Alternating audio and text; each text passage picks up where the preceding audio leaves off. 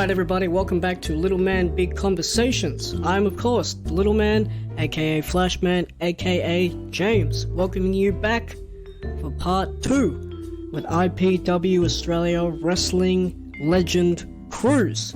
If you haven't done so already, please go back and listen to part 1. But without further ado, here's part 2. Of that little bit of traveling around and the people you meet more than anything.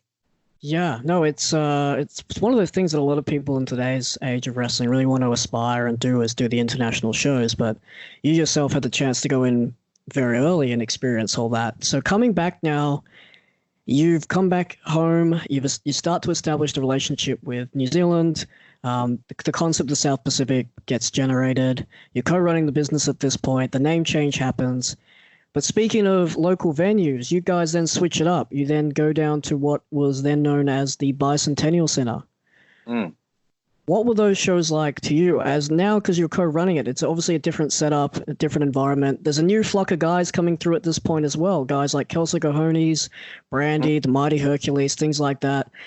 Are you still a jack of all trades at this point now? Because we're about 2006, 2007 now. Are you still have your finger in all the pies, or is it starting to... Yeah, still doing quite a bit. I think starting to consider easing off a little bit, and it's probably about when I did start to ease off. That's when my now wife first saw me wrestle and bleed everywhere. So that's sort of a good nice way to introduce yourself. Yeah, he's got a little blood pump behind there. No, he doesn't. That's just a ladder going through his face. Yeah, that was good. But I really enjoyed that venue. Really cool little venue. Obviously had a great setup with the stage and everything about that venue was quite cool. But yes, by that time I probably was starting to come away from it a little bit more. Right. Life was progressing. What I was doing behind the scenes with my working life, my relationships, all that sort of stuff was just leading me probably in different directions. Right. I guess, and speaking open and honestly, you start to get sick of people and the people involved after a while as well. It starts to become draining. The personalities that you want to be hanging around have sort of started to slowly disappear or starting to move away from it, and new personalities are coming in that there's generations there that are a bit different. So hence I probably started to go, you know what, I'm probably getting ready to move away from it a little bit more. Right. So at this point now, wrestling's still obviously a big deal, not only to yourself but to the dad and the industry. But so you're saying that life now is having a bit of a priority shift. Things are happening in your personal life that are going, hey, I can't give as much time as what I previously have been able to. Is that what was happening for you? Yeah, there's a combination of that, and I guess what I was getting out of wrestling. I mean, one of the great things about wrestling that I love is going out there and being able to stare at. You pick a part of the audience, you connect with that part of the audience, and it's and you just have a little thing going on, and that's sort of one of those things about really creating that enjoyment in wrestling. But, once that, and I'll say it goes away, but once other things start to affect that, and whether it is internally with the wrestling, wrestling in itself, there's a lot of adolescent things going on. There's a lot of people that, feel that they should have more say in things. Like I say, personalities come along that you go, I just don't want to deal with this anymore, and it's becoming more of a chore than fun. Once that starts to creep in, and then you become, like keeping in mind, when I very first started wrestling, my dad and I were in business together. We had different things going on, good and bad. But then once you step away from that into your own sort of professional life and, success creeps in a little bit more, you have to place more focus on that, and sure that keeps growing. So it was sort of time for me to separate a little bit more, focus on what was going to be important to me down the track, in terms of financial security and just, obviously relationship and all that sort of thing. Yeah. But at the same time, just going, I can't deal with these personalities anymore. I can't deal with all these different personalities that felt that they were more important than they were in this world. And it just really created a lot of strain behind the scenes. Yeah. And I just didn't want it to become negative anymore. And hence why down the track, when I was offered the business myself, Dad ultimately down the track offered the business when he wanted to step away from myself and Josh. I felt Josh was probably more deserving of the business. I'd been there and done it, and I knew he would take it and run with it. But B, I just did not want to be involved with those personalities anymore, because there was less people that I wanted to deal with than I did want to deal with. Yeah. And that's not me going, hey, they're horrible people or anything like that. It's just me going, other than all the dickheads that were in there, it just, I didn't really want to be around any of that childishness and things, because for me it's a business / hobby. Obviously, it was never a business to make money, but it was something that I felt sure it was be done very seriously, and it was probably a little bit too much behind the scenes going on.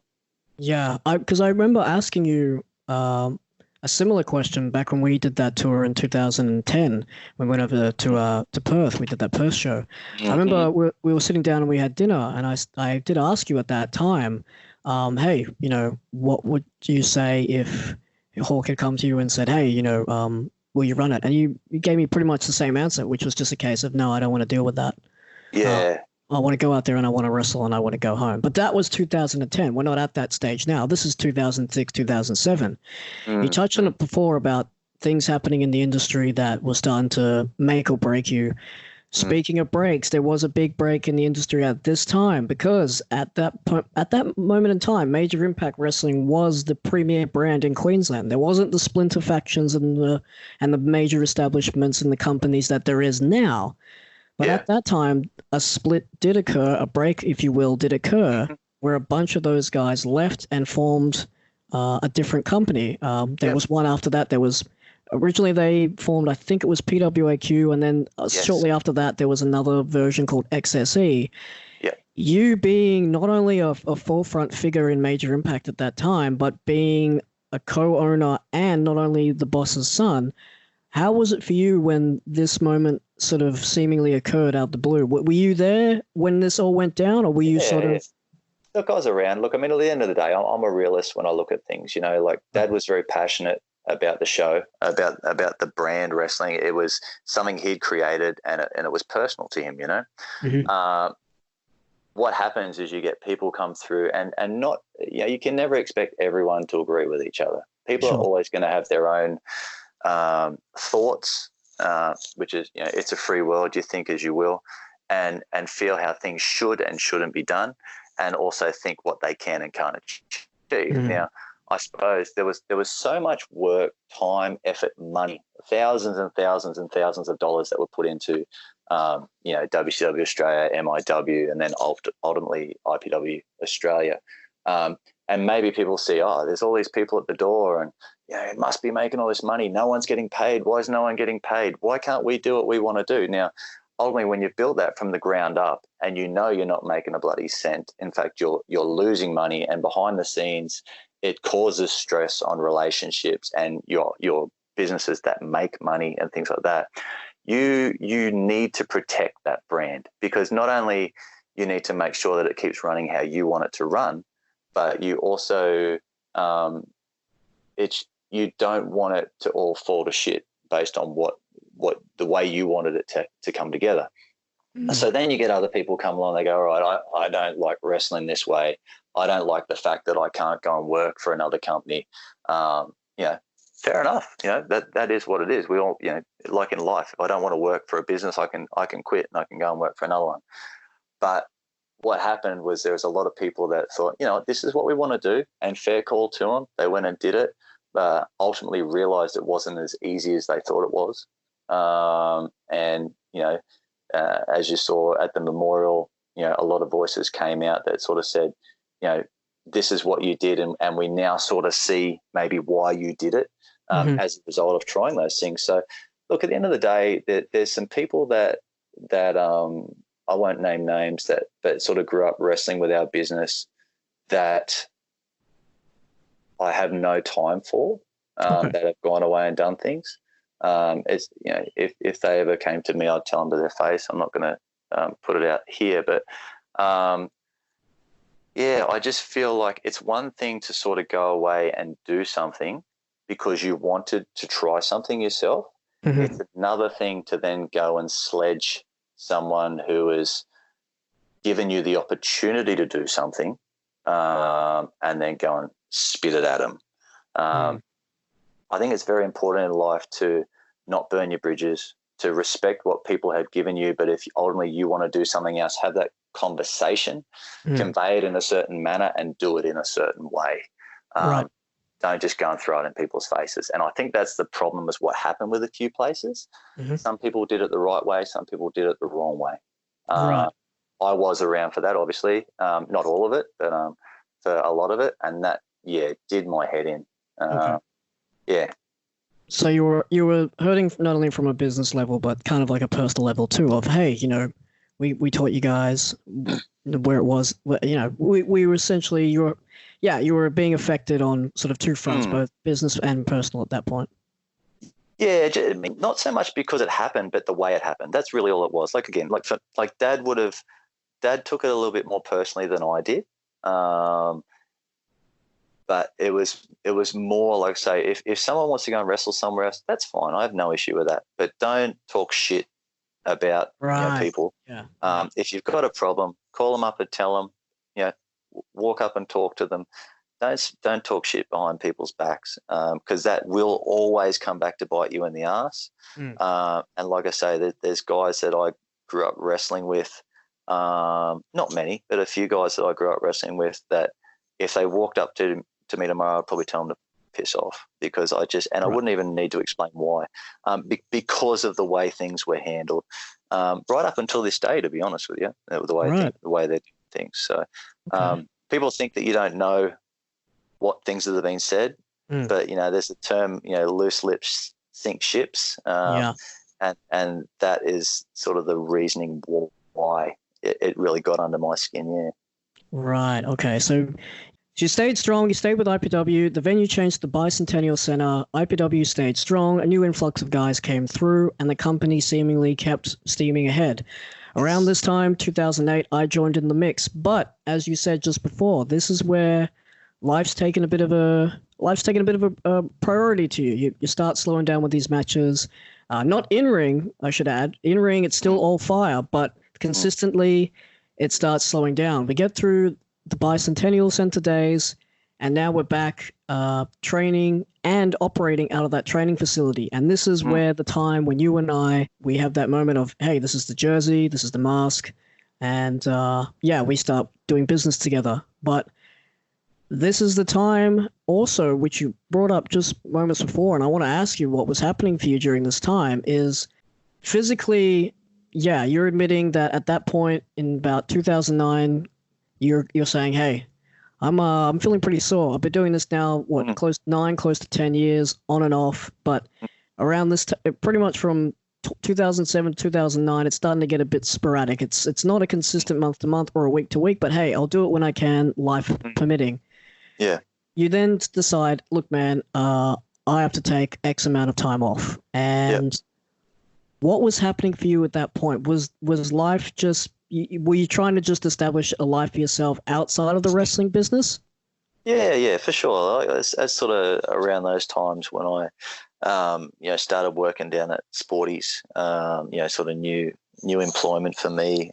It was a big step up. I was early days then, and things were going pretty quick there. But look, I mean, ultimately, look at it, like I say, mate, the big determining factors for me in terms of taking time off.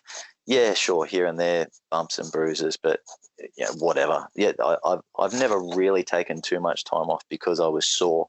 I've had some back injuries and that here and there, but nothing major. So that was never a determining factor. Behind the scenes, sure, focusing on what I had to do, but it just really came down to I'd been doing it for a long time. I'd been doing a lot of it, and some of the situations that were causing tension, and like I say, I'll openly say, people like Andrew, people like that, that were causing tension behind the scenes, And I just didn't want anything to do with it. I just like, you know what, like I'd keep saying, these guys mean nothing. They are nothing. They never will mean anything. Good luck to them if they ever do change their ways and actually make something of their life and take a positive direction. But as it stood, they were just scum, and they were causing tension behind the scenes. And I just didn't want to be part of it. And I was encouraging Dad, you know what, stop doing it. You know, stop the wrestling. If this is causing you this much headache, this much hassle, this much strain on your relationship behind the scenes, why do you bother? And he would say, if I don't do it, how are these guys going to wrestle? Yeah. And that's all he cared about. He cared about giving it, because it wasn't financial. He didn't make a cent. He lost so much money on wrestling. It cost him a fortune. And financially, it was obviously a battle in that regard, because you'd take $5 in one hand and give 7 out on the other. But he wanted to keep it going because, of course, he loved it. But if it wasn't for the fact that he wanted to give guys opportunities to wrestle, it would have folded a long time ago. And that's why I struggle with the way people convey things and the way people deal with things, because they didn't really realize why he was doing it and why he was doing things the way he did, like that, because he just wanted to give people opportunities. Opening honest, you look at that goose Billy Gunn with us down in WA, the shit that came out of his mouth. Do you think he would have ever given you an opportunity to wrestle? There's zero chance. What are you doing in the ring? He says. What are you doing on earth, you big piece of shit? Whereas Dad wanted to give guys like yourself, guys like Bronson, guys, sorry Bronson, but guys like Bronson, all these people that might not have otherwise had the build or the ability or whatever to wrestle, to have a shot and put people in live matches where, again, they might have been training behind the scenes forever and never ever had a match. There were matches that went out there that were horrible, but they had the opportunity to do a match. Now, that's where I'm different. I didn't have, I always like to give people opportunity, but my heart was never as big as Dad's in that regard. I would have walked away from it in a heartbeat for selfish reasons. And I did, because I just didn't want to deal with it. It wasn't worth putting strain on my life. Okay. So you're just feeling like the pressure from both ends, both personally, and you didn't want it to affect, I guess, because it's your dad, you didn't want it to affect your home life. You don't want the wrestling business to sort of. It was just me in general. It just created negative. I'm a very positive person. I'll talk a lot of, I'll have a joke and talk a lot of shit, and I'm all about being positive. And once excessive negativity sweeps into life, I'll piss it off, and that was one of those things. I just needed to go, you know what, there's other things to life than what I don't live and breathe this stuff. I do it. I loved it. I was good at it, but whatever. There's more things. I'll go and play golf. I don't need to wrestle, Go and bash the little ball rather than the big ball, Yeah. So you take the time off, you need a break from the industry. It's just getting to you. You're establishing yourself now in the fitness world, running the warehouse down there. You're taking solace in, basically, you're just allowing your body to heal. You're on the golf, you're doing the fitness, and you're allowing yourself, after 9, close to maybe 10 years at this point, hey, I got to do me for a bit. Yeah.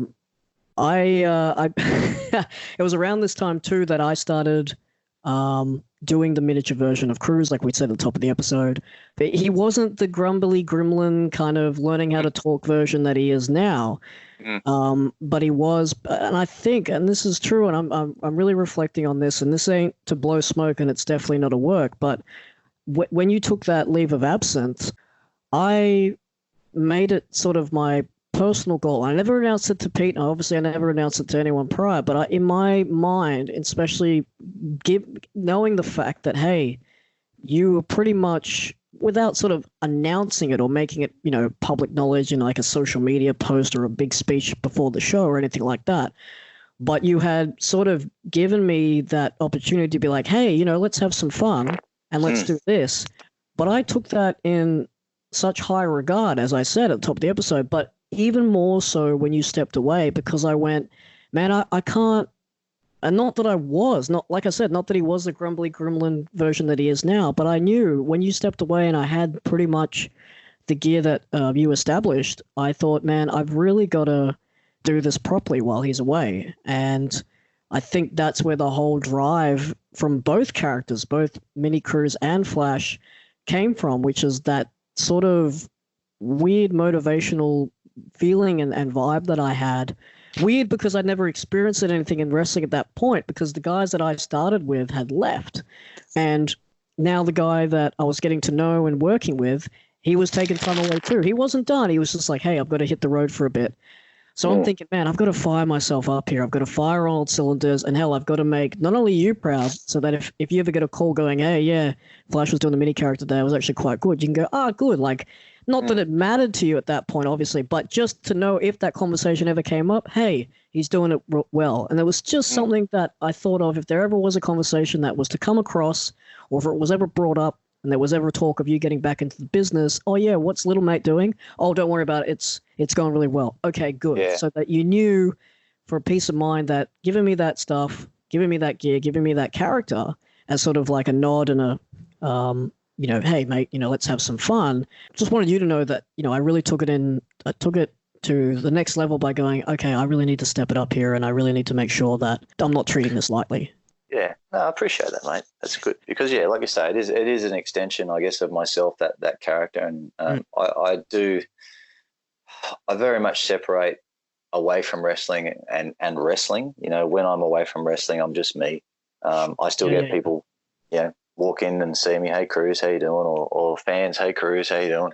Hey, what? I'm not Cruz. But I don't, and guys will be like, well, what do they just call you, sort of thing? Because I do separate that, and I don't probably think about it as much when I'm away. When I'm at a show, until 5 minutes before I walk out into the ring, to be honest, I'm just Troy, just chilling out the back, having a laugh. Yeah. So I kind of only think of Cruz when he's out there and bashing a bloke about the head and yelling at the crowd and doing his thing, and then I separate it. So, yeah, I probably don't pay that enough attention outside of that character. But no, I do appreciate it, Flash. It's nice to hear.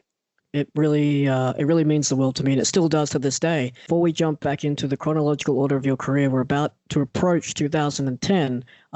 Just jumping into current day. Yeah. I had, and this is true, and I'd made a promise to Ali when I'd left that, hey, I had the gear. We went down and saw the costume lady. We had new masks made together.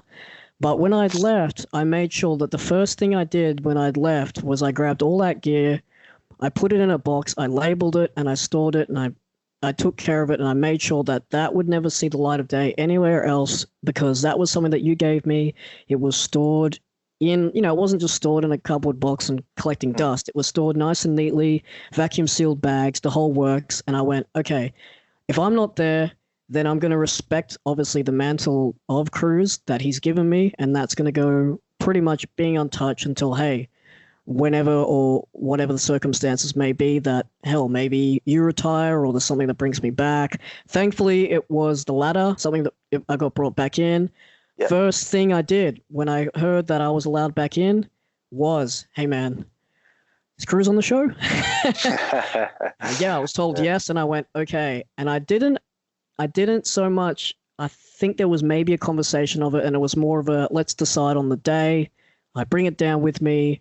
I was more giddy to do that character because I hadn't done that in a while. I'd still done my normal Flashman character, but I hadn't obviously touched that I hadn't touched that from 2013 to pretty much at this point 6 years now, 2019.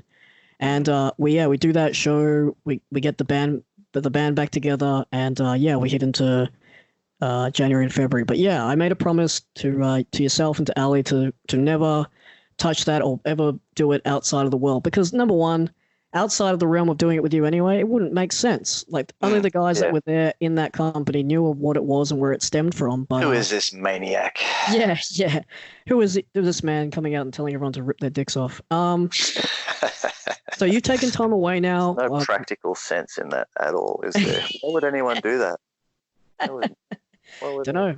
Don't know. So yeah, you've taken the time away. A lot of things start shifting then. We go back to now the Ashmore PCYC. We changed venues again. We start doing live shows out of there. We build to the very famous and the first of reunion show, where a lot of guys from yesteryear come back into the mix for one night only. Now, there wasn't it? Yeah. Yeah, the Ashmore PCYC. I know. I had the esteemed honor of designing the poster for that show. Well yeah. done. A lot of pressure. I was like, don't screw this up. There's a lot of guys, a lot of names on this poster. Spell the union wrong, or he will get you. Your dick will be ripped off. Yeah, I think I actually did. Luckily, I sent through a few demos because I did actually do a few typos. Your hands are shaking. Yeah, yeah. So yeah, we head into that reunion show, and a lot of guys from yesteryear come back through. For a guy like yourself, I think that was also the first time in a long time that you yourself had sort of come back into the mix as well, being that you were there pretty much from day dot in that business, not in the ring, but you were definitely there, seeing the guys come through, doing the live events before you yourself got in there. Yep. But you were obviously, helping out, co-running the business. What was that moment like for you? Not obviously the preparation stages, but being in that locker room and seeing these guys from 10, 11 years ago at that point, was that sort of like coming back to like almost like a high school graduation or a high school reunion feel of seeing these guys from yesteryear? Or were you desensitized because you'd been away that it was just business as usual? Yeah, look, mate, I mean, at the end of the day, I'm one of those weird cats that, how do you put it? I love wrestling. Like I really love wrestling, and I really love good wrestling. Okay. There's been a few matches I've done that I hated, not because of who I wrestled or whatever, were bad wrestlers or whatever, but there was just no gelling. And I've come out of it very, very disappointed.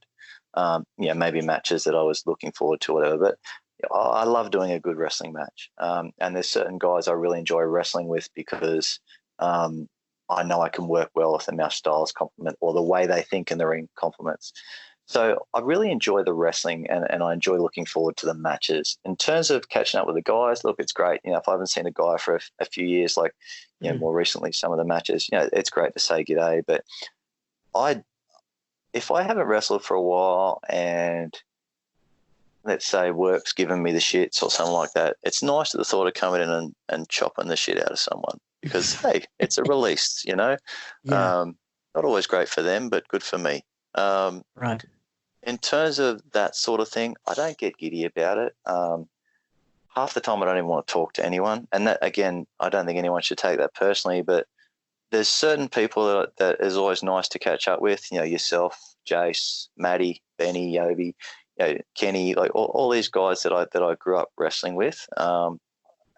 It's really nice just to catch up with them, have a bit of a laugh out the back. But it's just sort of like old mates that that like some of my very good friends that I don't get to see very often. I talk to them on the phone and it's nice to catch up, I don't get giddy about the wrestling, nor do I get, it's nice to talk about some old stories sometimes, like what we have discussed. Yeah.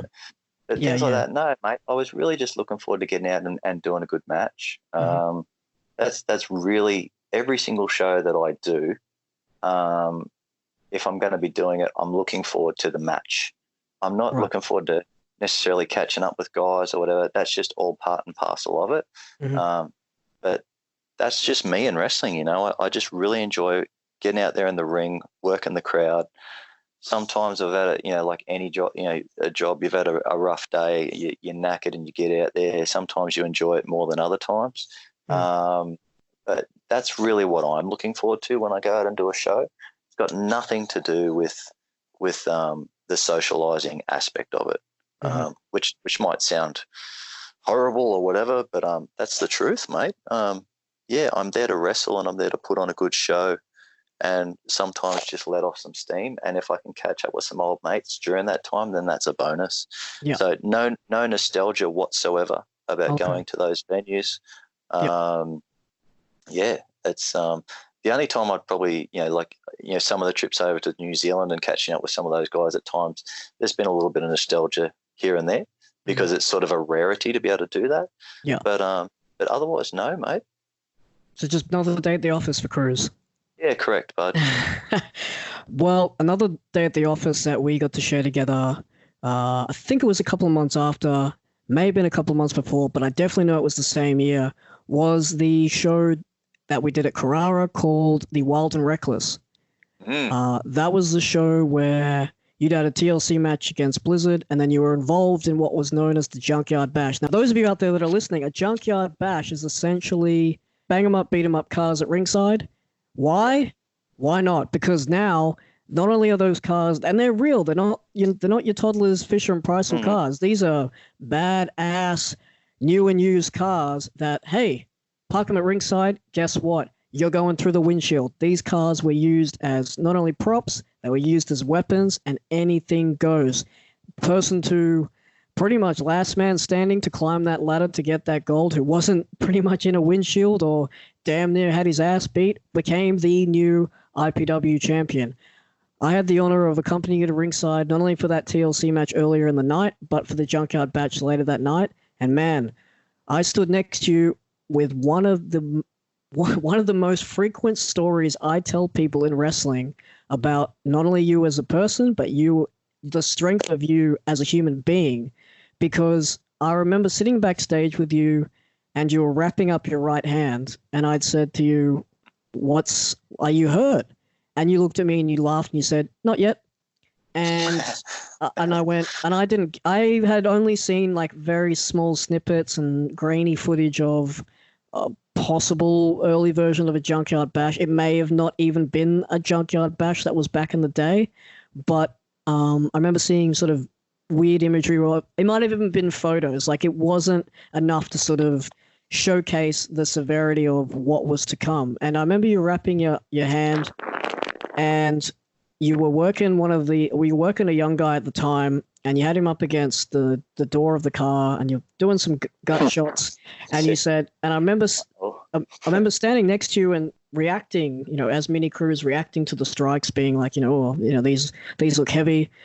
And you said, all right, I remember you quickly said to the guy in your mask, you said, all right, on the third strike, I want you to move out of the way. And he sort of looked at you and agreed, and you hit him twice, and you said, ready?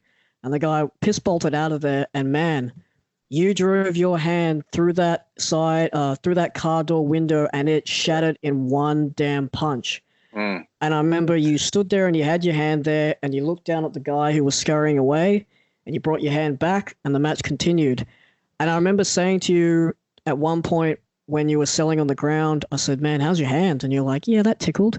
And I said very profoundly, I patted you on the shoulder, and I said, man, I am so happy to be on your side. Yeah, you got to hit those windows hard for them to break. But yeah, I mean, look, the smart thing is, and this is all about, being clever in professional wrestling, if you're going to do that spot somewhere in the match, you don't want to cut your forearm open or your wrist open. So little things like that's just a little bit of forward thought. I knew I was going to take a window out. You wrap your forearm, because if I cut my hand, it's one thing. If I cut my wrist, it's a quick trip to the hospital. Yeah, it's another journey. Yeah. Yeah, but I mean that show itself. So that was actually at Parklands, that show. Yes. Yeah. And that was one show where I was away from the wrestling a bit, and Dad had become ill. I don't know if he'd had a stroke or something like that. He was in hospital, so I actually had to basically take that show and run it from the setup to the finish, because he wasn't too healthy around that time. So no, that was actually a big event, obviously, with a lot going on. Huge match with Blizzard. That hurt a lot. Yeah, that was a good show. I really enjoyed that. Yeah, it was amazing to not only be a part of that show, but to just the vibe backstage. It was just a completely different thing. We had roller derbies, we had live bands. It was a lot going on that show. Very expensive show to run. Yeah. So we do that Wild and Reckless show. Man, what a vibe that whole night was. But it was around this time when I had actually approached Hawk earlier that day, and I was starting to feel a bit beat up. Now, my little frame out there, sometimes those bumps feel twice as hard for little old me. And while you were away, we had transitioned back and forth between monthly and weekly shows. And during that time, man, I think it might have been calling back to the old school days where we were training 4 days a week, having the Friday off, doing the Saturday, having the Sunday off, back to 4 days a week, rinse and repeat over and over again for pretty much a year and a half, I think. And coming off the back of doing the Ashmore shows, that's when I think we started going back to monthly and then to do the Wild and Reckless. For me at that stage, I was feeling pretty banged up. I couldn't really move too much, and I said to Hawk at that show, I said I might need to take time off. And he just said, why? And I said, damn it? Yeah. And I said, well, I'm just really sore. And I remember at that time, he didn't really say anything too much. He just sort of looked at the pad and sort of swapped the ending. And he goes, all right, we'll swap the ending and you can drop the belt to this guy. And yeah, we'll do it that way. And I went, okay. And that was that. And I remember coming out of that moment feeling a bit, knowing him, how I got to know him afterwards, at that point, I was only, I think, 2 or 3 years in, and I didn't really, like, he was always good to me. There was nothing there that caused any conflict, but I didn't really know him to know that wasn't him just ignoring of the fact. That was him sort of, I guess, maybe preparing himself, because he's probably heard that line many, many times where guys are like, oh, I feel sore, and then they just never come back. Correct, yeah. And then, of course, me sitting here and he goes, why? Why do you want to take time off? And I go, oh, I'm sore. 2 things probably went through his head, knowing the history that he's had. In the queue. Yeah. All the things that he's been through, not only in the ring, but outside. It's like, yeah, well, that's a given. And maybe because of the response he gave me, and this is all just me and my brain, this isn't an accusation, but I'm assuming that maybe he thought, why the hell is he lying to me? Yeah. But I think like, again, just going back to all those situations where there'd been so many things that were going on behind the scenes with with different wrestlers, different personalities, people outside. Just there was so much shit being tossed about that. Again, that I was just telling him to just honestly just totally ignore, that he took to heart quite a lot. Yeah. At the end of the day too, like responses and things that was said. There was a lot of emotional content in those probably that are just like, fuck, like I'm here's another one. Here's another little dagger or something like that. And you couldn't always take it personally. But again, for someone who lived and breathed professional wrestling and was so passionate about it and so passionate about helping people, sometimes the responses that came out or what came out of his mouth wasn't always conveyed, I guess, or communicated exactly what he was feeling. If you could go inside and see the little message that was being written and then be passed out through his mouth, what was written and what came out were 2 very different things. Yeah, exactly.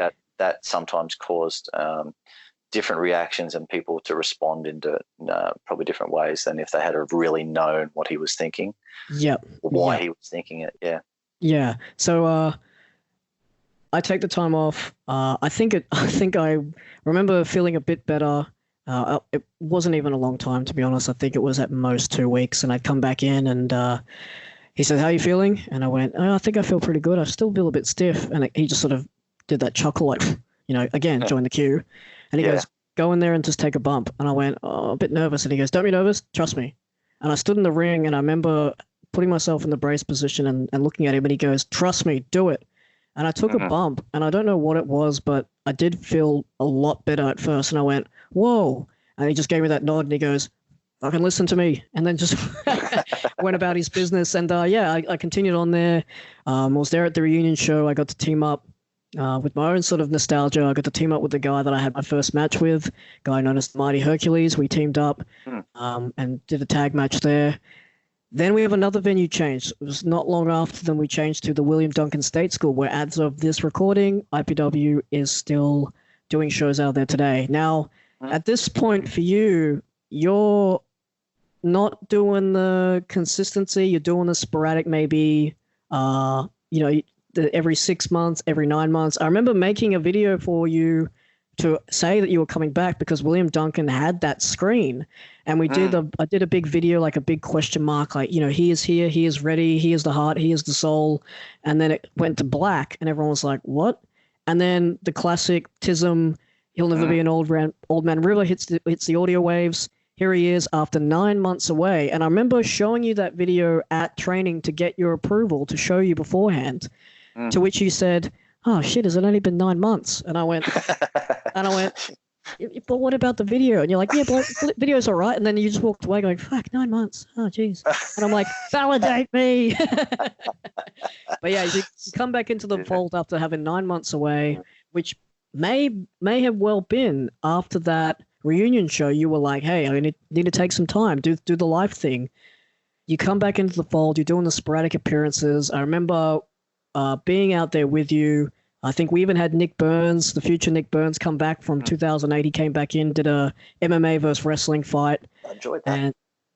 And not long after that, I left the company. I was feeling really burnt out myself. There was things that were happening in my personal life, feeling really burnt out with wrestling at that point. I was doing a lot of things for production, much like you were doing many moons ago. I was helping do the Titantrons, the music, the merch, the posters for the shows, things like that. And all very unrewarding things. Oh, but hey, I offered. Don't get it twisted. Like I went and did agree.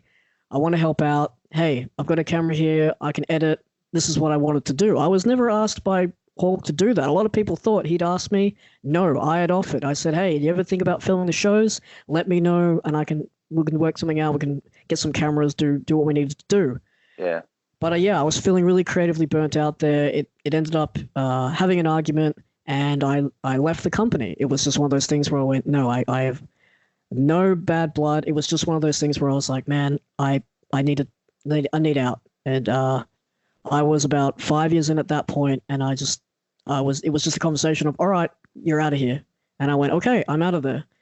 And yeah, for a long time there, I kind of floated in the wilderness, trying to find my own avenue. Life was happening for me at that stage. I had fluctuating health issues. I had good and bad relationships, but it all led me to come back to not only work with you, but to a place that I feel is home.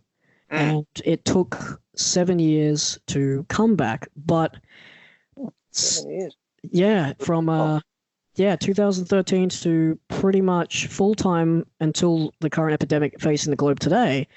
2013 was the last time I was full-time with IPW, and then 2020, that was the consistent running of the mill. Hey man, yep, January, February, March, pretty much this whole calendar year. Yeah, we want you back in the mix. So that February show, almost to the day. Actually, no, it was the March show, because we did do a March show, I think. Beginning of March. Yes, we did. We did a beginning of March show, and that from March 2013 to March 2020 was 7 years. And that again was the first time I was like, hey, back in the fold. But that's right, because we didn't have a January show. We had a November.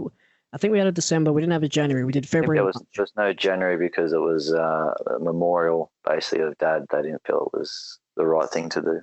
Yeah. It was a 1 year anniversary of Dad's death. That's right. Yeah. Speaking of, that was the first time since I'd left. I mean, we'd sort of seen each other at shows, but it was very much never had any bad blood with either of us. There was never the case of, hey, this dude's an idiot, whatever. It was always a, hi, mate, yeah. We could sort of get that vibe of, hey, man, it would be nice to do business. We never said it, but we always had that vibe of, yeah, I missed being out there with you. It was just how I felt at that time. We'd seen each other at shows. Hi, how's it going? Everything like that. But yeah, as you mentioned, it wasn't until the passing of Hawk that I got to see a lot of faces there that came out of the woodwork. Some out of the woodworks, quite literally, to come and pay respects and pay their and do their own version of a tribute to Hawk that day. And that was the first time I'd seen you, and in such a long time. What was that process like? Because it had come through where I was wrestling at the time, from guys from yesteryear, from a lot of the guys that were figureheads in that company were sort of letting me know, hey, just giving you a heads up, Pete's not well. But I had also heard, like, knowing Pete, man, he played it heads and tails. He wasn't well, but damn, didn't he win the lottery? Yeah, Yeah, Man, talk about yin and yang scenarios, man. He gets so, hey, you diagnosed. just won the lottery. Now you got cancer. You're going to die in 6 months. Oh, I better spend it all on that. You're going to live for another 4 years. Shit, I wish I'd have saved some of that. Is that what happened? Did he win it? It was like, hey, I'm out of here. Let's spend it all, and then oh, by the way, he won it. And yeah. I mean, the original phone call was, hey, like I was doing like what was called a car park sale at work, which is like because you were away from the biz at this time, right? You were. I wasn't really right. I don't think I was wrestling at the time. I honestly I can't remember. It was like 4 or 5 years ago. But I get a phone call on a Sunday at work, and we're setting up for the second day or third day of this car park sale outside. And Dad calls me. He says, "Guess what?" I'm like, "What?" He says, "I won the lotto." I'm like, "Bullshit." Lotto. He says, "I won the lotto." I'm like, "What? You won the lotto?" And my boss is standing beside me thinking, "Oh, fuck, I've lost another staff member." You know? And he's like, "I won $4 million." Wow, $4 million. Well, he didn't win $4 million. That was the prize pool. He's read the prize pool. And right. so I think it was like $750,000 or something at the time. And yeah, so he's won this, and I'm calling with him back and forth, like working out exactly what he'd won because he'd literally just read this. And I'm like, "You got to go." And he's like, "Oh yeah, I'll check it out. I'm really excited, but I'm not even going to bother for a couple of days." I'm like, "What are you doing? You're killing me. You got to call the lotto office or something." So anyway, yeah, he'd won that.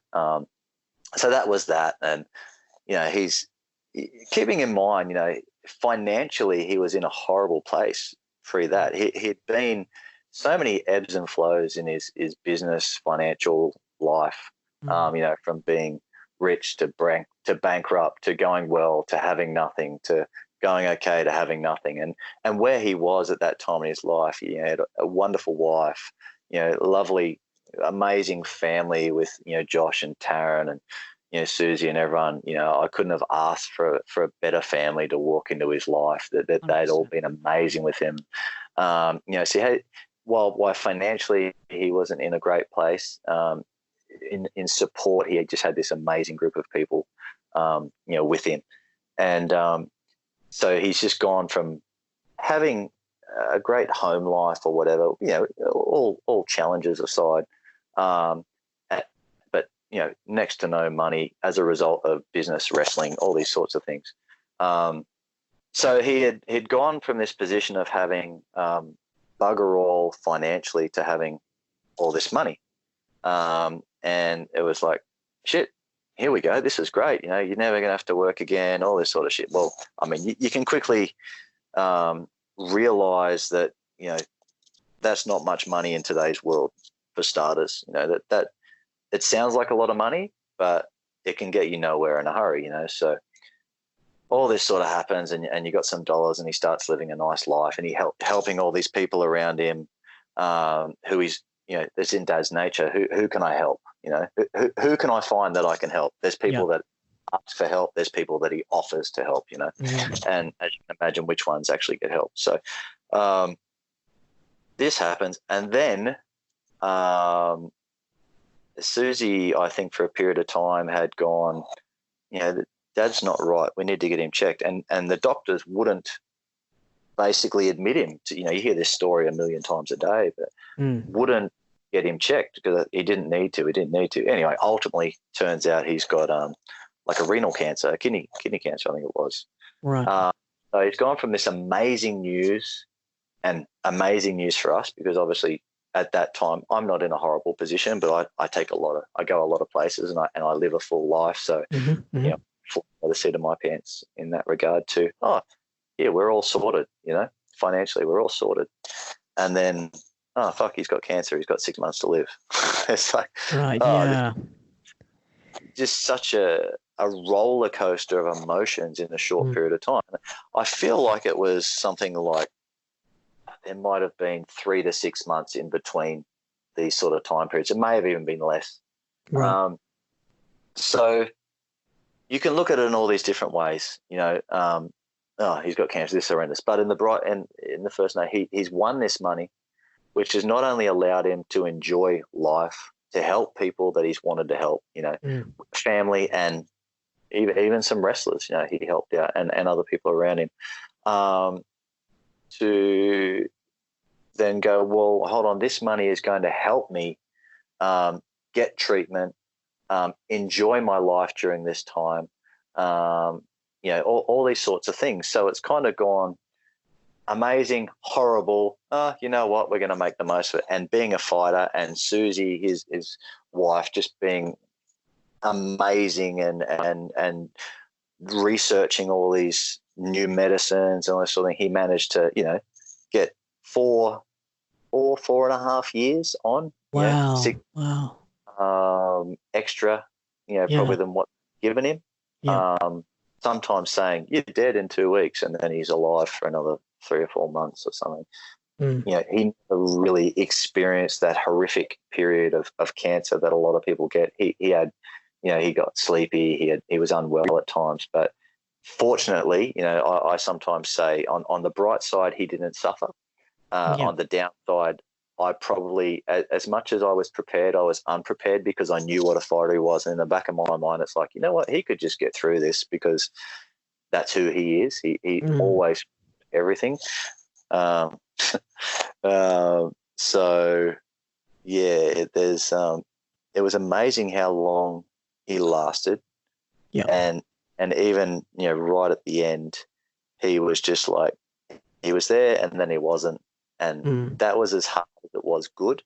But it's dearly missed, mate. Very personally, much so. I've accepted it, which taken me a long time to really be, I'm not going to say okay with it, but to process it. But it was amazing at that memorial. There was no chance I was ever going to talk, because I was just a mess. You, as you can imagine, how close we were, and how I felt that day. But it was amazing to see how many, I'm going to say lost souls, or former lost souls, came back up to that podium to have a chat, and just say how they affected his life. And I think each one that went up encouraged another one to go up and chat. And that was really nice. And that included people that, that had walked away, that maybe had badmouthed him at some point, but ultimately realized, how much effect he had on their life. You look at people that are really, you look at these people that get Australian of the Year nominations and all this sort of thing, because they've had such an influence in someone's life and done things. And then there's people like Dad, and there'll be a whole bunch of them in this world that, behind the scenes have had sort of this unassuming influence on people's lives. And the only people that will ever really know will be the people that are closely involved in that, And that was really nice to see. As horrible as it was to have him pass, and then how horrible I felt that day, it was really nice to see all of that come out. And it was just, like I say, this massive roller coaster that ended in that memorial there with everyone having their little say. It was really nice.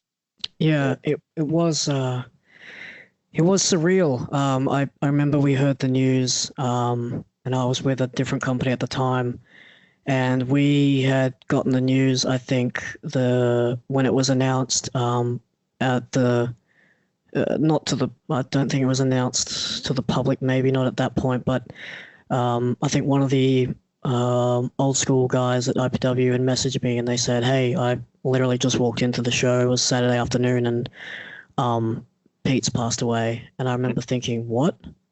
And they were saying, like, it's not public knowledge yet, but I'm just giving you the heads up. And I remember going outside, and I just sat outside, and I've never told anyone the story. And I feel, of all people, I should be able to tell this story to you.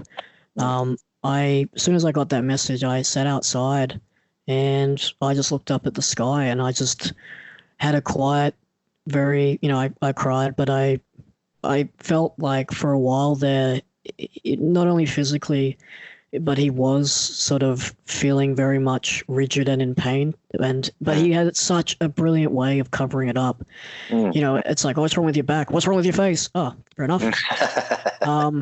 And so when that happened, I was like, man, that really sucks, because, if it wasn't for him and what he was able to do and create along, and you joining him alongside, but his sort of perseverance and sort of attitude, not only to the business but to life. None of us would have ever met each other, and I definitely wouldn't have made this podcast or be chatting to you in any way, shape, or form if it wasn't for not only his guidance as a professional but as a human and as a person.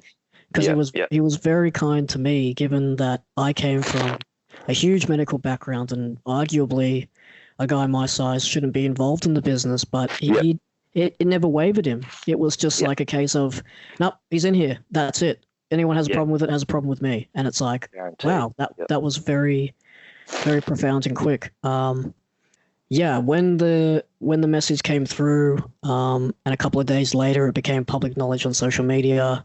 As soon as that came out, I rang the boss of the wrestling company that I was wrestling with at that time, and I said, "Hey, this is not going to be part of the show. I do not want to glorify this moment in any way, but we need to pay tribute to Hawk on the show." And at that time, I was in a position of not only writing the shows, but helping out with production and wrestling. So from that standpoint, it was just a case of, yep, like no questions, no argument, just, yep, I get it, we're doing it. And I created a graphic. We had it on screen. We had the whole roster come out before the intro video, before anything, as soon as the door shut, as soon as 6:30 hit, we went out, we did that. We had the moment. There were some guys that were still with, that had started with IPW that were with that company at that time. And the guys that had started in IPW, we got in that ring and some of us said some words. I definitely said some words. And yeah, we did a 10-bell salute, and all of us went backstage, and then after that we started the show. It was just something that just needed to be done. It wasn't to make the company that I was with look good or anything. It was just a case of, no, fuck that. If it wasn't for him, none of us would be here, and we have to honor that. That's not a question. We have to do that. And it was very profound, because at the end of that show, a lot of us that were there with IPW when we started were obviously in that locker room at that show, and it was very surreal. I think a lot of us actually sort of put our chairs next to each other in that locker room and sat with each other and sort of just kept looking at each other as if to say, like, what the hell? Like, we never thought this day would come. Yeah, exactly. I mean, it just makes you realize, when it doesn't matter who it is, who you are, it can happen, and I think for me, never having necessarily been through something like that other than my grandparents, it really just reiterates how real that situation is, and, how sort of precious life is, because at any moment you never know if it can be taken away from you. So it makes sense to, to enjoy life to the fullest and do what you want to do. And be around people that you want to be around, and don't waste time being around people that you don't want to be around. Yeah. So it just reiterates all that, mate, how important all that is. Yeah. And I completely agree. And like I said, to recap, lovely man, all the respect in the world for him. I wish he was still here, but he created such a legacy, not only in the wrestling up here and starting it all, but in the amount of people that came both in and out of those doors. It's wondrous to even reflect on and share it not only on this podcast, but to share it with you, being his son. But yeah, it was, yeah. Allegedly his son. Well, I'm gonna prove the record books to be accurate. So it was a couple of months later, we get to doing a second reunion show. A lot of guys that weren't at that first one come back and do this next one. It ended up being also a tribute show for Hawk. A lot of guys are able to come back into the mix, celebrate that wrestling family once more time. I got extended the invite. I felt so elated to not only be back home, but to pay tribute to the man that started it all. We did that show. It spun off into allowing us to work together now. Where are you at now with wrestling? Are you doing it sporadically still, or is life still the main thing for you right now? Look, it's a balance. I guess, for me, there's a certain way I like to wrestle. And if I can't wrestle that way, I won't. I doing the reunion match, with Josh was huge. I really, really loved doing that. That was great. And we got to just go out there and and beat the shit out of each other, which was how we both like to wrestle. It's in a certain way. So that sort of sparked something for me again. To be honest, like I probably would have done the next show, but at the same time, I feel as strong as I've ever been. But the reality is I'm probably not. So I do need to take care of myself. I've got a lot of life left to live. I've got a lot of Vegas trips left in me. So I need to make sure that I'm, that I don't have to get Ali to wipe my bum every night, as she says. That's pretty important to her, I believe. Apparently not the greatest thing in the world to have to do. So I'm always mindful of that. So I'm always in the back of my mind thinking, I'd really like to do a match. We all have things we like to do, and I'll do them, as long as I can, but I won't do them regularly. So for me, it's a focus on balance. Do them as I'm feeling it and as they allow, and then others I don't. Just that's about it. I would wind the clock back. I'd love to go and do some more matches in the US or Japan. I'd always wanted to work in Japan, but look, reality is, mate, I just need to chill and just do some local stuff as I can. Everything's accessible in one way or another, but I think I'm happy just to pick and choose some local matches. Yeah. It sounds like everything in life for you right now is in complete harmony. You had the conflict with wrestling earlier on. Life was getting in the way, but now it sounds like it's a perfect harmony. Sure, the coronavirus has stuffed up a lot of things, but what it didn't stuff up is the chance to speak to you today. So as we begin to wrap up this podcast, I do a couple of segments before we ride up into the sunset. This first segment I do is called a deep dive, where I ask you a couple of questions and only you can give your own unique spin on them. So, Cruz, are you ready for the deep dive? As my manager or ex-manager, Jace the Ace, would say, sure, bro. What would you tell yourself now if you were just starting out? What would I tell myself now if I was just starting out? That's a good question. Slow down. Yeah. Oh.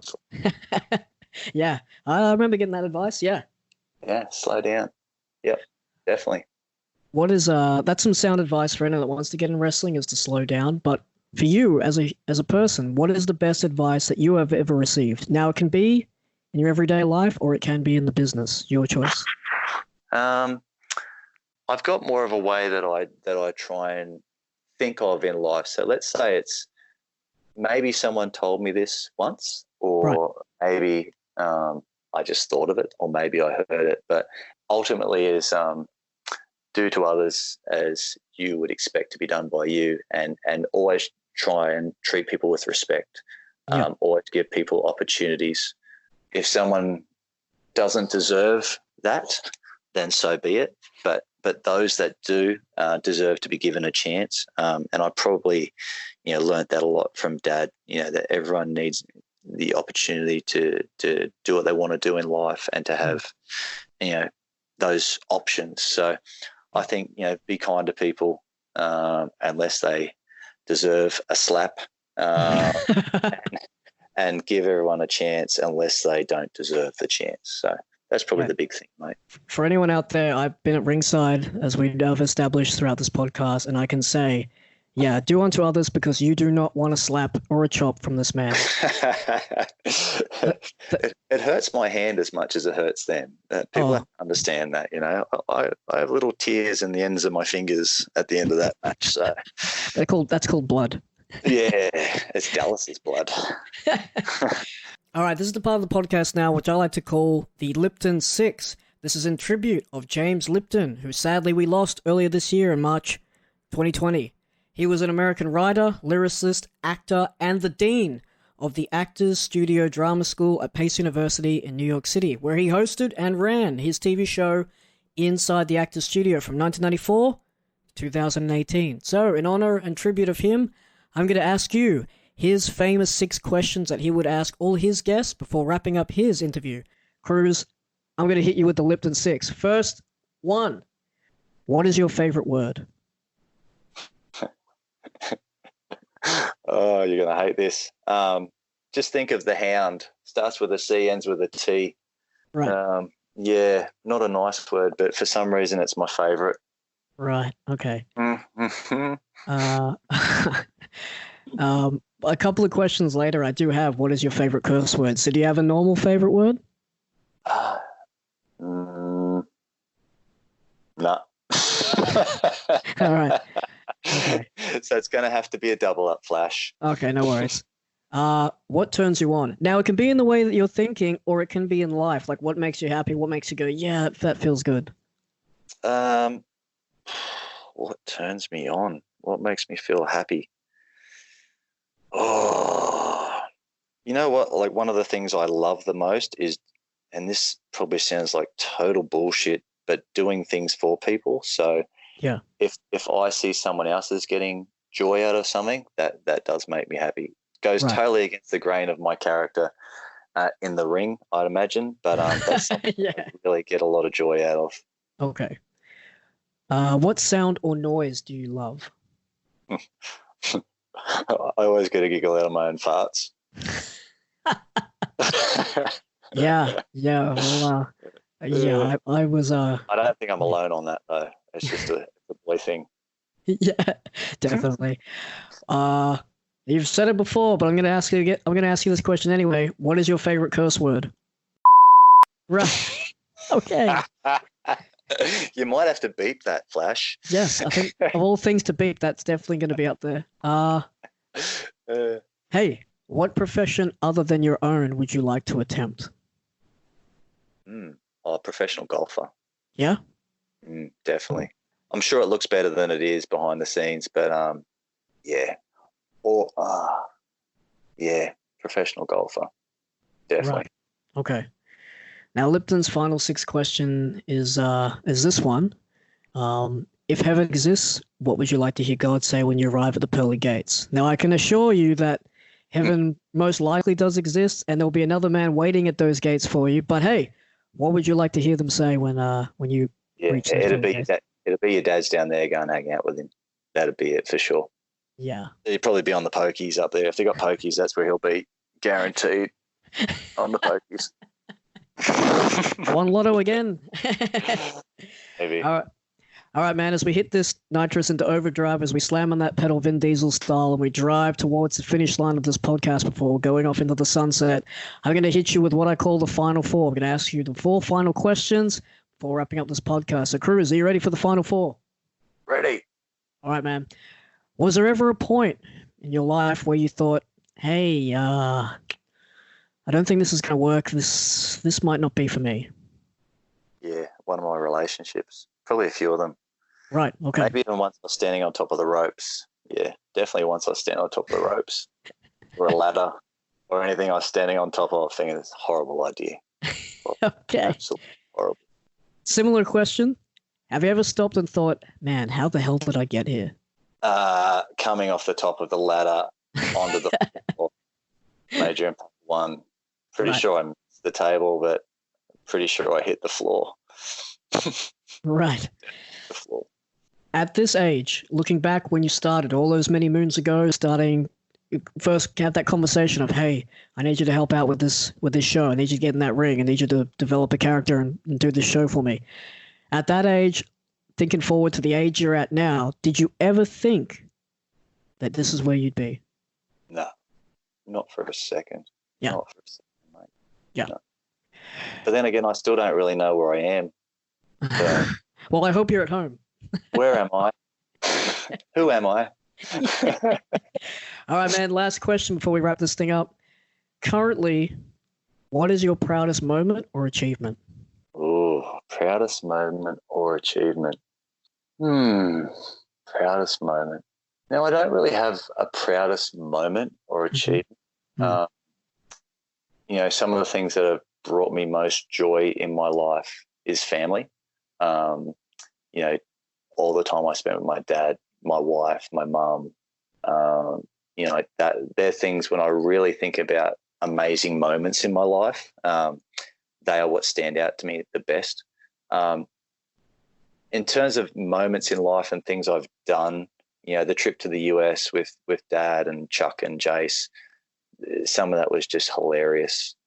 Some of those trips, you know, that we did over there. So, yeah, but I think all in all, mate, look, if I got hit by a bus tomorrow, and don't send one down to me because I'm not finished yet, but I could honestly say, much like Dad would have said, that I've done so many things in my life already.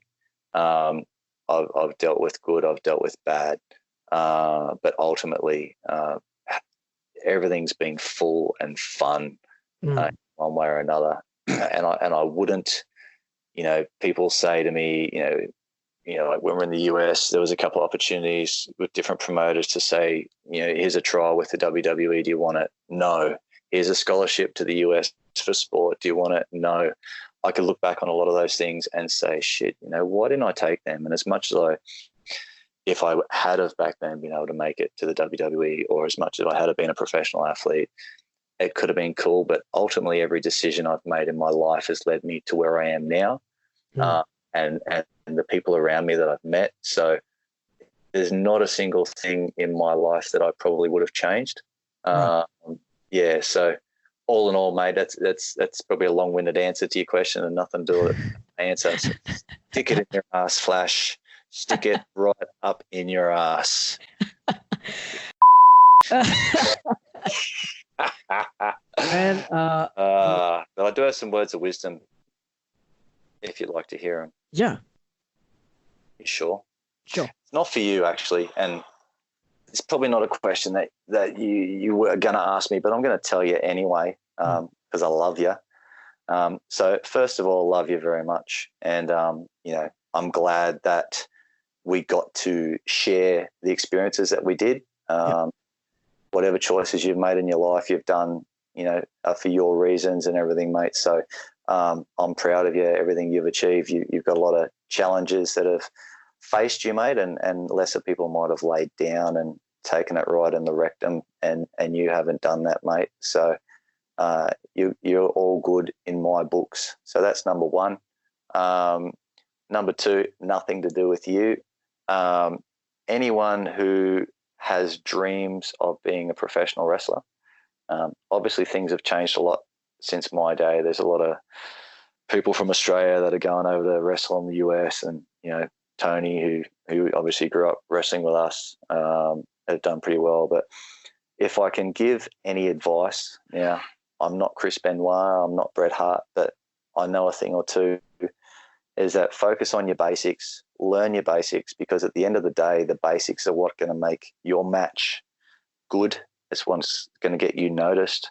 So learn how to work your basics, how to join your spots together, because at the end of the day, a spot can be learnt and done. It doesn't make you a good wrestler.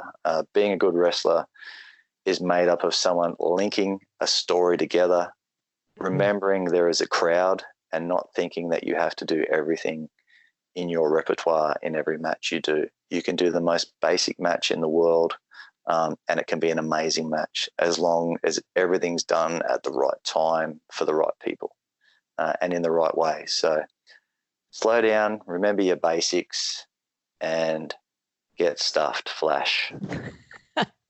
There it is. All right, man.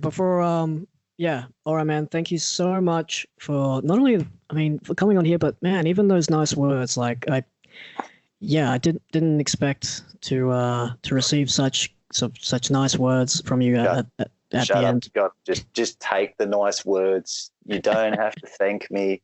Just take them and roll them up into a little parcel and stick them, right? There it is. Yep, sweet. Okay, I know what that means. All right, man. Thank you for the kind words. Thank you for joining me on this podcast today. It's been such a thrill ride. I've learned so much about you, not only working with you, but here today. And I appreciate all the time you've given to me and sharing your journey thus far. So, Cruz, thank you so much, man. No worries, buddy. Take it easy. Thanks, buddy. And that's it. That's a wrap for the interview with Cruz. And ladies and gentlemen, that is a wrap on Season 1. Man, I can't believe we're already at the end of Season 1. I know we took that big break in the middle there. I'm very glad you guys stuck around, you guys came back, and most importantly, are enjoying what I'm bringing to you here on Little Man Big Conversations. I'm going to take maybe about a week's hiatus, but don't fret, don't worry. Season 2 will be coming at you before you know it. Please make sure to hit up all the socials at LMBC Podcast on Facebook and Instagram, and at LMBC_podcast on Twitter. Because I'm going to be releasing on those social networks, I will be releasing the guest list for Season 2 thus far. Don't worry, there's plenty more post-reveal video that are still in the pipeline, going to be coming at you, being interviewed right here on LMBC. So don't miss it. Don't miss the reveal video. I'll see you soon. Thanks so much for listening. Go subscribe.